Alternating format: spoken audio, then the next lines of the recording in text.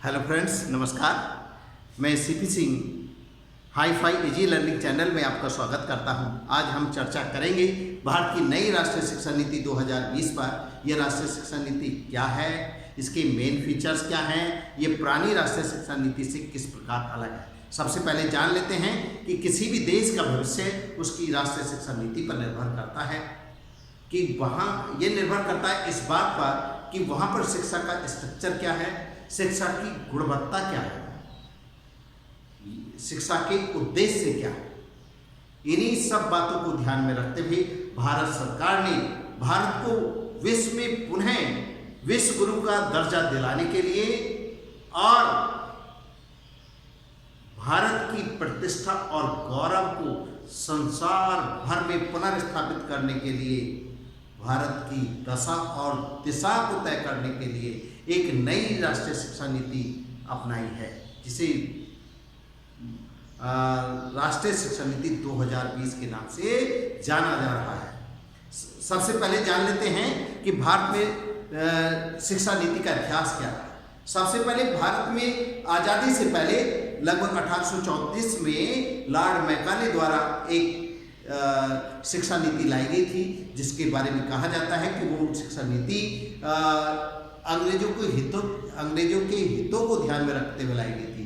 उसके बाद भारत में स्वतंत्र भारत में जो पहली शिक्षा नीति लाई गई, वो पहली शिक्षा नीति आई 1968।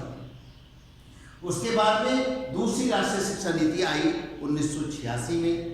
1992 में 1986 वाली राष्ट्रीय शिक्षा नीति में कुछ संशोधन, कुछ बदलाव करते हुए उसे पुनः लागू कर दिया गया। इसको कोई नया नाम न देते हुए इसको राष्ट्रीय शिक्षा नीति 1986 ही माना गया। इसके बाद लगभग 34 वर्षों के इंतजार के बाद भारत में फिर से सन 2020 में एक तीसरी राष्ट्रीय शिक्षा नीति आई है, जिसके बारे में आज हम चर्चा करेंगे। और इसके पहले जान लेते हैं कि इसके बनाने में किस तरह का पृष्ठभूमि रही है। जो मसौदा पैनल मतलब ड्राफ्टिंग कमेटी का गठन किया गया, ये जनवरी 2015 में राष्ट्रीय शिक्षा नीति 2020 के लिए मसौदा पैनल मतलब ड्राफ्टिंग कमेटी का गठन किया गया। और जो ड्राफ्टिंग कमेटी के अध्यक्ष बनाए गए, जो भारत की एक प्रतिष्ठित संस्था इसरो, उसके अध्यक्ष के कस्तूरी रंगन को ड्राफ्टिंग कमेटी का अध्यक्ष बनाया गया है। और उसके बाद इस ड्राफ्टिंग कमेटी ने 31 मई 2019 को अपनी ड्राफ्ट रिपोर्ट ये भारत सरकार के मानव संसाधन मंत्रालय को सौंपी। कब सौंपी? 31 मई 2019 को। इसके बाद भारत सरकार को जब ड्राफ्टिंग कमेटी की रिपोर्ट मिल गई, तब भारत सरकार ने भारत के सभी राज्यों के मुख्यमंत्री और शिक्षा मंत्रियों को के साथ एक बृहद स्तर पर एक बैठक आयोजित करके इस ड्राफ्ट पर चर्चा की। मतलब राष्ट्रीय शिक्षा नीति 2020 के ड्राफ्ट पर चर्चा की। और चर्चा करने के बाद में जो सुझाव मिले, उन सुझावों को उसमें समाहित करते हुए भारत सरकार ने इस ड्राफ्ट को पब्लिक डोमेन में डाल दिया और भारत के सभी नागरिकों, शिक्षाविदों, विश्वविद्यालयों, शिक्षकों, प्रिंसिपलों, प्रबंधकों से, स्कूल प्रबंधकों से इस पर सुझाव मांगे। जो सुझाव भारत सरकार को हजारों लाखों की संख्या में मिले, उनमें से उन सुझावों पर विचार करने के बाद उनमें से कुछ अच्छे सुझावों को इसमें समाहित करते हुए भारत सरकार ने एक नई राष्ट्रीय शिक्षा नीति का निर्माण किया, जिसे भारत सरकार ने 29 जुलाई 2020 को स्वीकार किया। मतलब इस राष्ट्रीय शिक्षा नीति को, जो राष्ट्रीय शिक्षा नीति 2020 है, इसको भारत सरकार ने 29 जुलाई 2020 को अपनी मान्यता प्रदान की, अपनी स्वीकृति प्रदान की। उसके बाद अब हम समझ लेते हैं कि इस राष्ट्रीय शिक्षा नीति में क्या मेन फीचर्स हैं, क्या बदलाव किए हैं। तो हम जानते हैं कि सबसे पहले कि जो भारत में इससे पहले राष्ट्रीय शिक्षा नीति 1986 चल रही थी, वो 10+2 के फॉर्मेट पे थी। मतलब कक्षा 1 से कक्षा 10 तक की शिक्षा और उसके बाद 11 और 12 2 साल, इस तरह से 1 से 10 और 11वीं 12वीं को मिलाकर 10+2 के पैटर्न पर शिक्षा प्रदान की जाती थी। लेकिन अब इसका पैटर्न बदल दिया गया। पैटर्न कैसे बदला? अब इस शिक्षा को इस तरह से बोला गया है, स्कूली शिक्षा को 5+3+3+4। इसमें ये कैसे किया गया है? जो पहला 5 ईयर है इसको फाउंडेशन कोर्स कहा गया है। क्या कहा गया है? Foundation stage. और जो 3 है, ये इसके बाद का 3 है, इसे प्रीपरेटरी स्टेज कहा गया है। इसके बाद के 3 इयर्स को मिडिल स्टेज कहा गया है और उसके बाद के 4 इयर्स को सेकेंडरी स्टेज कहा गया है। इस तरह से आइए जानते हैं कि अब फाउंडेशन स्टेज जो है इसमें किस प्रकार इसका अरेंजमेंट किया गया है। ये नई राष्ट्रीय शिक्षा नीति में पहले जो सरकारी स्कूल होते थे उनमें कोई भी स्टूडेंट जब तक 6 साल की उम्र ना हो तब तक वो क्लास 1 में नहीं जा सकता था। लेकिन अब ऐसा नहीं, इसमें कुछ बदलाव किया गया है। पहले कुछ प्राइवेट स्कूल 3 और 4 इयर्स में बच्चों को प्ले के नाम पर अपने एडमिट कर लेते थे, प्रवेश ले लेते थे और उन्हें शिक्षा देना शुरू करते थे। अब ये व्यवस्था जो प्ले वाली व्यवस्था थी, जो नर्सरी क्लास वाली व्यवस्था थी, ये सरकारी स्कूलों में भी आ जाएगी। कैसे आ जाएगी? अब जब बच्चे की उम्र लगभग 3 वर्ष होगी तब वो स्कूल में एडमिशन ले सकेगा। जो और इनमें जो फाउंडेशन कोर्स है इसको भी 2 तरीके से बांटा गया। 2 तरीके से इस तरह से बांटा गया कि पहले 3 इयर्स, पहले 3 साल और बाद के 2 साल, इस तरह से एक। तो पहले 3 साल में क्या है? पहले 3 साल को जैसे नर्सरी, LKG, UKG है, इस तरह से बच्चे को पहले 3 साल स्कूल में आना सिखाया जाएगा। उस पर पढ़ाई का कोई जोर नहीं है, पढ़ाने की कोई बाउंडेशन नहीं है पहले 3 साल। और पहले 3 साल में बच्चा मतलब स्कूल को बोझ न समझे बल्कि उसे घर जैसा माहौल मिले, ऐसी व्यवस्था सरकार करना चाहती है स्कूलों में। और उसे जो LKG, UKG और नर्सरी हैं इसमें घर जैसा माहौल हो, बच्चे को खेलने कूदने की पूरी स्वतंत्रता हो, उसे अगर जो चीज़ें घर पे मिलती हैं वो स्कूल में भी मिलें, उसे खाने पीने की व्यवस्था भी स्कूल को करनी चाहिए, ऐसा इस नीति में कहा गया है। और उसे इन 3 साल में खेल में कुछ सीख जाए तो ठीक, अदरवाइज स्कूल आना सीखना है। उसे स्कूल जेल ना महसूस हो, कोई कैद खाना ना लगे, इसलिए उसे खेल में स्कूल आने की आदत डालनी है कि उसे आदत बन जाए। और ये पहले 3 साल में कोई परीक्षा नहीं, उसकी कोई परीक्षा नहीं होनी है पहले 3 साल में। और उसके बाद जब उस बच्चे की उम्र 6 वर्ष हो जाएगी तब वो क्लास 1 में आ जाएगा, कक्षा 1 में आ जाएगा।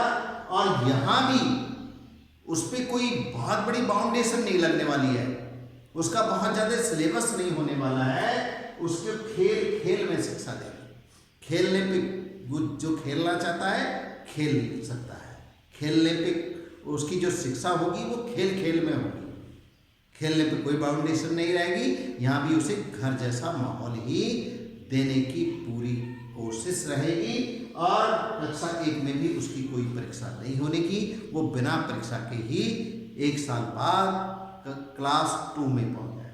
जब उसकी आयु 7 वर्ष हो जाएगी तो वो कक्षा 2 में आ जाएगा, क्लास 2 में आ जाएगा। यहाँ भी उसकी शिक्षा खेल खेल में शिक्षा होगी और उसे कोई परीक्षा नहीं देनी है। परीक्षा यहाँ भी नहीं देनी है, वो इसी तरह से क्लास पास कर जाएगा,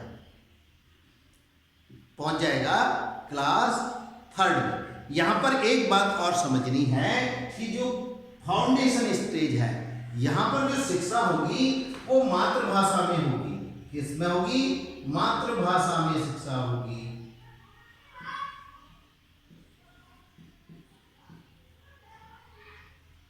बच्चे को कोई दूसरी भाषा पढ़ने के लिए मजबूर नहीं किया जा सकता, उसे मातृभाषा में शिक्षा देनी होगी। क्षेत्रीय भाषा या मातृभाषा जो भी है वहाँ पे उसे शिक्षा देनी होगी। और अगर शिक्षा उस क्षेत्रीय भाषा में अगर पुस्तकें भी अवेलेबल नहीं हैं तो कम से कम बोलचाल की भाषा तो वहाँ क्षेत्रीय और उसकी मातृभाषा ही रहेगी। इस तरह से ये पहले 5 साल कवर हो जाएंगे। पहले 3 साल एज ए प्ले मतलब नर्सरी, LKG, UKG, जो इससे एक साथ 3 साल में बांधा गया है, और उसके बाद क्लास 1 और क्लास 2। इस तरह से क्लास 2 तक उसे 5 साल बिताने हैं अब स्कूल में। और इसके बाद आता है हमारा प्रोप्राइटरी स्टेज। आइए देखते हैं अब हम नया अपना जो दूसरा स्टेज है प्रिपरेटरी स्टेज। इसमें जो शिक्षा होगी वो मातृभाषा में या क्षेत्रीय भाषा में ही होगी। और जब बच्चा 8 वर्ष का हो जाएगा तब वो क्लास 3rd में आएगा और यहाँ से उसकी परीक्षा होनी प्रारंभ हो जाएगी। अब यहाँ पर धीरे धीरे उसे परीक्षा में बैठने का अभ्यास कराया जाएगा, और जब उसकी आयु 9 वर्ष की होगी तब वो कक्षा 4 में आ जाएगा और यहाँ भी उसकी परीक्षा होगी। मतलब क्लास 3 से उसकी परीक्षा आरंभ हो जाएगी, और जब उसकी आयु 10 वर्ष हो जाएगी तब वो कक्षा 5 में आएगा और परीक्षा होगी। यहाँ पर जो इस स्टेज में उनसे उम्मीद की जा रही है वो भाषा कौशल और संख्यात्मक अंकगणितीय अभियोग्यता की कि वो मतलब भाषा का लिखना पढ़ना समझना सीख जाएंगे, और संख्या मतलब जो गणितीय ऑपरेशंस हैं धीरे धीरे उन्हें सीख लेंगे। वो क्लास 5 तक उन्हें अंकगणित की और भाषा की योग्यता आ जानी चाहिए, ऐसा सरकार का उद्देश्य है यहाँ पर। और इससे आगे की जैसा कि आप जानते हैं कि इस स्टेज में जो शिक्षा होनी है वो तो मातृभाषा में ही होनी है, और यहाँ पर इस स्टेज में प्रिपरेटरी स्टेज में परीक्षा आरंभ हो जाएगी। खेल का महत्व बना रहेगा, ठीक, मातृभाषा और खेल दोनों बने रहेंगे। इससे आगे की बात के लिए हम आइए जानते हैं हम मिडल स्टेज को, जो 5+3+3 में तीसरी स्टेज है, that is the middle stage. Middle stage में क्या होगा? मिडल स्टेज में मातृभाषा, जो मातृभाषा में अब तक शिक्षा चल रही थी मातृभाषा में, उसके साथ साथ एक भारतीय भाषा और पढ़नी होगी। कोई भी एक भारतीय भाषा पढ़नी होगी जिससे कि राष्ट्रता की भावना बढ़े और भारत के दूसरे हिस्सों के साथ भी विद्यार्थी का लगाव बढ़े। तो ऐसी कोई एक भारतीय भाषा लेनी होगी जो मिडिल स्टेज में होगी, और उसके साथ जब विद्यार्थी की मतलब बच्चे की आयु 11 वर्ष होगी तब वो आ जाएगा क्लास 6 में। क्लास 6 में आ जाएगा। और यहाँ पर एक महत्वपूर्ण बदलाव और है। एक महत्वपूर्ण बदलाव ये है कि यहाँ पर बच्चे को वोकेशनल कोर्स कराया। बच्चा मतलब बच्चे को आत्मनिर्भर बनाने के लिए वो अपना कोई भी ऐसा व्यावसायिक कोर्स कर लेगा, जैसे बागवानी का कोर्स है, कारपेंटरी है, या दूसरे पेंटिंग है। तो इस तरह के जो कोर्स हैं जो उसे आमदनी दे सकते हैं आने वाले जीवन में, ऐसे कोर्स की शुरुआत होगी क्लास 6 मतलब मिडिल स्टेज में, और ये करना ही होगा बच्चे को। और इस तरह से व्यावसायिक शिक्षा मिडिल स्टेज में पढ़नी है। ये इसका महत्वपूर्ण बदलाव है इस शिक्षा नीति का कि यहाँ पर उसे मतलब वोकेशनल कोर्स करना होगा, व्यावसायिक शिक्षा पढ़नी होगी और उसके लिए अप्रेंटिस की व्यवस्था भी सरकार शायद करने जा रही है। तो इसमें दो बदलाव हैं इस स्टेज में, एक तो मातृभाषा के साथ साथ एक दूसरी एक अन्य भारतीय भाषा पढ़नी होगी। दूसरा इस स्टेज में उसे व्यावसायिक शिक्षा या वोकेशनल कोर्स के द्वारा आत्मनिर्भर बनने की ओर कदम बढ़ाना होगा। इसी तरह से जब बच्चा आएगा 12 वर्ष का हो जाएगा तब उसका एडमिशन होगा क्लास 7 में और यहाँ भी उसे व्यावसायिक शिक्षा उसकी रहेगी, वोकेशनल कोर्स रहेगा, परीक्षा होगी उसकी यहाँ भी। और इसी तरह से जब उसकी आयु होगी 13 वर्ष की, तो 13 वर्ष की होगी तब भी तब उसे एडमिशन मिलेगा क्लास 8 में। और क्लास 8 में एडमिशन मिलने के बाद व्यावसायिक शिक्षा उसकी अपनी शिक्षा के साथ साथ व्यावसायिक शिक्षा भी रहेगी, जो इसका मेन फीचर है व्यावसायिक शिक्षा है, और परीक्षा भी यहाँ पर होगी। तो इस स्टेज के दो मेन फीचर्स हैं, एक तो मातृभाषा के साथ साथ एक दूसरी भारतीय भाषा पढ़नी होगी, और तीसरी बात यह है कि यहाँ पर उसे व्यावसायिक शिक्षा या वोकेशनल कोर्स भी पढ़ना होगा, जिससे कि वो आत्मनिर्भरता की ओर अपना एक कदम बढ़ा सके। अब हम इसके चौथे स्टेज की ओर चलते हैं, that is the secondary stage. Secondary stage पे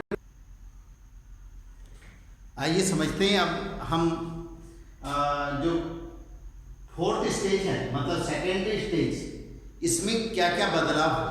सेकेंडरी स्टेज में दो महत्वपूर्ण बदलाव हुए हैं। एक बदलाव यह है कि यहाँ पर त्रिभाषा पैटर्न रहेगा। जो पिछले स्टेज में द्विभाषा था, यहाँ पे त्रिभाषा हो जाएगा, त्रिभाषा पैटर्न रहेगा। और एक बात और है यहाँ पर, तो एक जो यहाँ पे परीक्षा का पैटर्न बदल गया। परीक्षा पैटर्न पे बात करेंगे अभी। जब ये आयु बच्चे की होगी 14 ईयर मतलब 14 वर्ष का हो जाएगा, तब वो क्लास 9th में आएगा। यहाँ पर जो उसकी आयु होगी 15 ईयर मतलब 15 वर्ष का होगा, तब वो कक्षा 10 में आएगा। जब उसकी आयु 16 वर्ष होगी तो कक्षा 11 में आएगा, और जब आयु 17 वर्ष होगी तो कक्षा 12 में आएगा। अब यहाँ पर जो बदलाव है उस पर बात कर लेते हैं। यहाँ पे 3 बदलाव हैं। एक त्रिभाषा पैटर्न का बदलाव है, और एक बदलाव है जो परीक्षाएं हाफरली और एनुअल हो रही थी, कि अगर कोई स्टूडेंट हाफरली में रह जाता है तब वो एनुअल के बेस पे पास हो जाएगा या एनुअल को मिलाकर पास हो जाएगा। अब ऐसा नहीं होगा। अब बच्चे को सेमेस्टर वाइज परीक्षाएं होंगी। एक साल में 2 सेमेस्टर होंगे और हर सेमेस्टर में उसे पास होकर ही आगे जाना होगा। इसके पीछे जो उद्देश्य सरकार बता रही है वो ऐसा बताती है कि कुछ बच्चे फोकस नहीं करते थे अपनी पढ़ाई को, और वो केवल एक साल में 1-2 महीने लास्ट में पढ़ते थे और पूरे साल नहीं पढ़ते थे, जिससे कि वो पास हो जाएं, बाद में जाके किसी तरह पासिंग मार्क्स आ जाएं और उनका पूरा साल वो ऐसे निकाल देते हैं। अब वो पूरे साल भर कंसंट्रेट रहें, अपनी कंसर्न रहें, अपने सब्जेक्ट के साथ जुड़े रहें। इसके लिए सरकार ने ये पैटर्न लाया सेमेस्टर वाइज। सेमेस्टर मतलब पहले सेमेस्टर को, जो पहले 6 महीने का सेमेस्टर है, उसमें पास होने के बाद ही वो नए सेमेस्टर में पहुंचेगा। तो बच्चा जो है पहले सेमेस्टर में भी सिंसियरली पढ़ेगा और फिर उसे दूसरा सेमेस्टर भी पास करना है, तभी वो तीसरे सेमेस्टर में पहुंचेगा। तो इस तरह से उसे सेमेस्टर वाइज एग्जाम देना है। क्लास तभी पास होगी जब पहला सेमेस्टर पास होगा और दूसरा भी सेमेस्टर पास होगा, तब वो क्लास पास करके नेक्स्ट क्लास में पहुंचेगा। तो इससे वो पूरे वर्ष भर अपनी बुक्स के संपर्क में रहेगा, पढ़ाई करेगा, ऐसा सरकार का मानना है। और ये सेमेस्टर वाइज परीक्षा है। एक इसमें मेन फीचर इसका ये भी है कि अब जो नई शिक्षा नीति है उसमें बोर्ड एग्जाम के महत्व को कम किया गया है। उसके पीछे सरकार का उद्देश्य ये बताया जाता है कि बहुत सारे बच्चे बोर्ड परीक्षाओं के प्रेशर में जो तनाव में आ जाते थे और कई बार वो आत्मघाती कदम उठा लेते थे। तो उससे तनाव को कम करने के लिए और ऐसी परिस्थितियों से बचने के लिए जहां विद्यार्थी को आत्मघाती कदम उठाना पड़े, उससे बचने के लिए सरकार ने बोर्ड परीक्षाओं को, मतलब 10th का जो बोर्ड था, जो क्लास 10th में बच्चे को बोर्ड देना पड़ रहा था अब तक, वो 10th क्लास का बोर्ड नई शिक्षा नीति से खत्म कर दिया गया है। अब बच्चा बिना बोर्ड एग्जाम पास किए, मतलब सेमेस्टर वाइज लोकल बेस पर जो एग्जाम होंगे उन्हें पास करके वो क्लास 11th में चला जाएगा। और दो बातें भी, एक तो सेमेस्टर वाइज परीक्षाएं होगी, दूसरा जो बोर्ड एग्जाम देना था 10th में वो बोर्ड एग्जाम नहीं देना है, अब उसे सीधे बोर्ड एग्जाम देना है 12th क्लास में। कहाँ देना है? 12th क्लास में उसे बोर्ड एग्जाम देना है और परीक्षाएं ऐसी सेमेस्टर वाइज चलेंगी। तो यहाँ पे समझने की बात हुई, एक तो भाषा त्रिभाषा का मामला हो गया और दूसरा परीक्षाओं के मतलब सेमेस्टर वाइज परीक्षा हो गई, और तीसरा हाई स्कूल का बोर्ड खत्म समाप्त कर दिया गया। हाई स्कूल के बोर्ड नहीं देना है और केवल बोर्ड देना है 12th में जाकर। तो इस तरह से अब इसमें एक मेन फीचर और है जो इसका सबसे ज़्यादा महत्वपूर्ण फीचर है कि इसमें सब्जेक्ट चॉइस। अब तक स्ट्रीम होती थी कि किसको साइंस स्ट्रीम लेनी है, किसको कॉमर्स स्ट्रीम में जाना है और किसको आर्ट स्ट्रीम में जाना है। तो स्ट्रीम के हिसाब से सब्जेक्ट चूज करने पड़ते थे। जो मतलब साइंस स्ट्रीम के स्टूडेंट होते थे वो मैथ, फिजिक्स, केमिस्ट्री, बायो, तो ये सब्जेक्ट चूज करने होते थे उन्हें। वो इनके अलावा मतलब ज्योग्राफी चूज नहीं कर सकते, वो हिस्ट्री चूज नहीं कर सकते, सिविक्स को चूज नहीं कर सकते, सोशोलॉजी को चूज नहीं कर सकते। तो इस तरह से जो था बाउंडेशन थी साइंस वालों के साथ भी। और इसी तरह से जो ह्यूमैनिटी वाले सब्जेक्ट थे, मतलब आर्ट साइड में जो चले जाते हैं हम, वहाँ के जो सब्जेक्ट थे वो साइंस वाले सब्जेक्ट नहीं ले सकते थे। और इसी तरह से कॉमर्स साइड वाले ना आर्ट साइंस वाले सब्जेक्ट ले सकते थे, मतलब फिजिक्स केमिस्ट्री मैथ को चूज नहीं कर पाते थे, और मतलब फिजिक्स केमिस्ट्री बायोलॉजी को चूज नहीं कर पाते थे कॉमर्स साइड वाले। इसी तरह से जो साइंस वाले थे वो आर्ट साइड के एक सब्जेक्ट नहीं चूज कर सकते, वो कॉमर्स वाले चूज नहीं कर सकते, कॉमर्स वाले आर्ट वाले चूज नहीं कर सकते और कॉमर्स वाले साइंस वाले सब्जेक्ट नहीं चूज कर सकते। तो इस तरह से एक बाउंडेशन थी और उसी बाउंडेशन के बाद उन्हें अपने उन्हीं सब्जेक्ट्स में आगे बढ़ना था। लेकिन अब ये बाउंडेशन खत्म कर दी गई, अब कोई स्ट्रीम नहीं होगी। अब किसी को मैथ के साथ अगर सिविक्स लेनी है, ज्योग्राफी लेनी है, वो ले सकता है। अगर किसी को फिजिक्स के साथ कॉमर्स पढ़ना है तो वो पढ़ सकता है।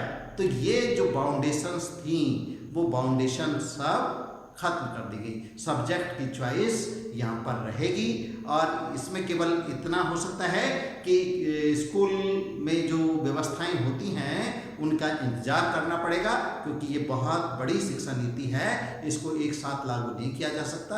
और इसमें जैसे जैसे व्यवस्थाएं होती जाएंगी वैसे वैसे इसके जो फीचर्स हैं, जो उपबंध हैं, वो लागू होते चले जाएंगे और जितना संभव होगा उतना उसी तरह से सरकार लागू करते जाएगी, क्योंकि ये दोनों सरकारों पर निर्भर करता है। ये मैंने बताया था कि समवर्ती सूची का विषय है।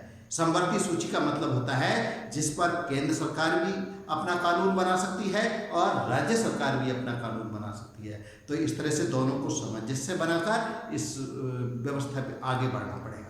तो आप समझिए इसमें सेकेंडरी स्टेज में त्रिभाषा पैटर्न और इसमें जो परीक्षाओं पे हुआ सेमेस्टर वाइज परीक्षाएं, हाई स्कूल का बोर्ड खत्म और जो सब्जेक्ट की चॉइस थी उसके लिए स्टूडेंट को फ्री कर दिया गया है। अब उस पर कोई बाउंडेशन नहीं होगी स्ट्रीम की और वो किसी भी स्ट्रीम का सब्जेक्ट चूज कर सकता है। अब हम बात करते हैं डिग्री कोर्स की, और डिग्री कोर्स की बात करने के लिए आइए फोर्थ हम डिग्री कोर्स की बात कर रहे थे। अब डिग्री कोर्स को समझते हैं। डिग्री कोर्स में क्या है कि इसमें जो अब तक बैचलर डिग्री और मास्टर डिग्री थी उन्हें किस तरह से डिवाइड किया गया, क्या व्यवस्था की गई है नई शिक्षा नीति में, इसकी बात करते हैं। और जो बैचलर डिग्री है इसमें भी वही व्यवस्था रहेगी, जो स्ट्रीम वाली बात थी वो यहाँ भी खत्म रहेगी। कोई स्ट्रीम नहीं होगी, ना साइंस स्ट्रीम होगी, ना कॉमर्स स्ट्रीम होगी, और ना ही आर्ट स्ट्रीम होगी। आर्ट स्ट्रीम का मैटर खत्म हो जाएगा। और अब डिग्री कोर्सेज को, मतलब बैचलर डिग्री के लिए दो तरह से व्यवस्था की गई है। एक 3 डिग्री बैचलर कोर्स और 4 डिग्री 3 ईयर बैचलर कोर्स और 4 ईयर बैचलर कोर्स। तो बैचलर डिग्री में जो स्नातक डिग्री है, अगर कोई स्टूडेंट, इसमें एक फीचर, ये बहुत इम्पोर्टेंट फीचर है इसका, कि अगर कोई स्टूडेंट केवल 1 साल करके रुक जाता है, एग्जिट करने का मामला यहाँ पे बना हुआ है, अगर वो 1 साल करके रुक जाता है तब उसे सर्टिफिकेट दे, उसका साल खराब नहीं माना गया। अब तक क्या था, अगर कोई 3 साल की डिग्री है, 2 साल कर लेता है, रुक गया तो बेकार हो गया, और दोबारा से अगर वो कुछ दिनों बाद आता है तो उसे न्यू एडमिशन नहीं मिल पाता। तो अब ऐसा नहीं है, अगर उसने 1 साल किया है तो उसे सर्टिफिकेट मिल जाएगा, वो उसके आधार पे अगर उसे कुछ कहीं जॉब मिलती है तो ले सकता है। अब दूसरी बात, अगर वो सेकेंड ईयर कर लेता है, 2 साल कर लेता है डिग्री कोर्स के, तो उसे डिप्लोमा मिल जाएगा। क्या मिल जाएगा? तब उसे डिप्लोमा मिल जाएगा। और अगर वो 3 साल कर लेता है, अगर 3 साल पूरे कर लेता है डिग्री कोर्स में, तब उसे बैचलर डिग्री मिल जाएगी। अब वो जो एग्जाम, मतलब स्नातक से होने वाले एग्जाम थे, वो उसमें बैठने के योग्य हो जाएगा, उसकी एबिलिटी हो जाएगी कि वो उन एग्जाम में बैठ सके। जो प्रशासनिक स्तर के एग्जाम हैं, जैसे IAS है, PCS है, उनके लिए 3rd डिग्री, मतलब 3rd ईयर जो बैचलर डिग्री है, 3 साल की bachelor degree, that is the sufficient for him. और अगर वो 4 साल की डिग्री कर लेता है, 4 साल की बैचलर डिग्री कर लेता है, तब उसे बैचलर डिग्री विद रिसर्च मिल जाएगा। उसके सर्टिफिकेट पर लिखा होगा बैचलर डिग्री विद रिसर्च। अब ये कहाँ काम आएगा? ये काम आएगा अगर वो मास्टर डिग्री की तरफ बढ़ता है, वहाँ पर काम आएगा। अगर कोई स्टूडेंट 3 डिग्री ईयर के बाद, 3 ईयर डिग्री लेने के बाद, मतलब बैचलर डिग्री लेने के बाद में मास्टर डिग्री लेना चाहता है, तब उसे 2 साल के लिए मास्टर डिग्री का जो सिलेबस होगा उसका, जो उसका मतलब टाइमिंग है वो 2 ईयर की है, स्पैन उसका 2 ईयर का है। और अगर उसने 4 साल वाली बैचलर डिग्री कर रखी है, तब वो उसका जो मास्टर डिग्री होगी वो 1 साल में हो जाएगी। कितने में हो जाएगी? 4 साल वाली की 1 में हो जाएगी, और 3 साल की जिसने बैचलर डिग्री की है उसकी 2 साल में होगी मास्टर डिग्री। ठीक है, इस तरह से ये डिग्री कोर्स का भी हो गया हमारा। अगर पहला साल करता है सर्टिफिकेट मिलेगा, दूसरा साल करता है डिप्लोमा मिलेगा, तीसरा साल कर लेता है बैचलर डिग्री मिल जाएगी, और अगर 4 साल की कोई बैचलर डिग्री करता है तो बैचलर डिग्री विद रिसर्च मिल जाएगा। अगर वो मास्टर डिग्री में जाना चाहता है तो जिसने 4 साल कर लिया उसके लिए मास्टर डिग्री 1 साल की होगी, जिसने 3 साल का किया है उसके लिए मास्टर डिग्री 2 साल की होगी। इस तरह से बहुत सारे और भी बदलाव इसमें हैं, क्योंकि बहुत बड़ा ये शिक्षा नीति है जो 486 पेजों की लगभग, जहाँ तक मुझे ध्यान है, वो बताई जाती है। और इसमें इसके कुछ उद्देश्य हैं, जैसे क्या बदलाव है? शिक्षा का सार्वभौमिकरण करना है, यूनिवर्सल एजुकेशन देनी है, और बोर्ड परीक्षाओं का महत्व कम किया गया है। कक्षा 10 के बोर्ड को समाप्त कर दिया गया है।